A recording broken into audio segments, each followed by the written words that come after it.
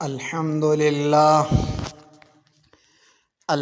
للہ وحدہ والصلاة والسلام علی من لا نبی بعدہ اما بعد۔ معزز سامعین، آج ہم ایک ایسے موضوع پر بات کریں گے جو ہماری روزمرہ کی مصروف زندگیوں میں اکثر نظر انداز ہو جاتا ہے، لیکن اس کا تعلق براہ راست ہماری آخرت سے ہے، اور وہ ہے قبرستان۔ قبرستان ایک ایسی جگہ ہے جہاں ہر انسان کو آخر کار جانا ہے۔ یہ وہ مقام ہے جہاں نہ دولت کام آتی ہے، نہ شہرت، نہ عہدہ، نہ رشتہ دار۔ یہاں صرف ہمارے اعمال ہمارے ساتھ ہوتے ہیں۔ قبرستان کی زیارت کی فضیلت آئی ہے۔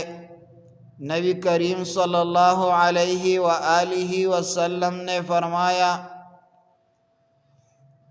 میں تمہیں قبروں کی زیارت سے روکتا تھا، اب تم زیارت کیا کرو، کیونکہ یہ تمہیں آخرت کی یاد دلاتی ہے۔ قبرستان میں جانا ہمیں یہ یاد دلاتا ہے کہ ہماری زندگی کا اختتام بھی یہی ہے۔ یہ دنیا ایک عارضی جگہ ہے اور اصل زندگی آخرت کی ہے۔ قبرستان کا سکوت خاموش پیغام دیتا ہے۔ جب آپ قبرستان جاتے ہیں تو وہاں نہ شور ہوتا ہے، نہ باتیں، نہ کہے، نہ ہنسی خوشی، بلکہ ایک سکون، ایک خاموشی چھائی ہوتی ہے۔ یہ خاموشی ہمیں بتاتی ہے کل جو زندہ تھے آج وہ مٹی تلے ہیں، کل جو چلتے پھرتے تھے آج وہ بے حرکت ہے، کل جو دنیا کے پیچھے دوڑ رہے تھے آج ان کے ہاتھ خالی ہے۔ قبرستان کی پہلی رات کیا ہوگی؟ نبی کریم صلی اللہ علیہ وآلہ وسلم نے فرمایا، قبر یا تو جنت کے باغوں میں سے ایک باغ ہے یا جہنم کی گڑھوں میں سے ایک گڑھا ہے۔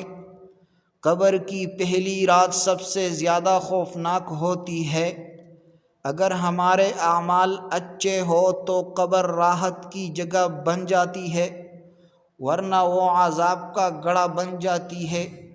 عمل واحد ساتھی ہے۔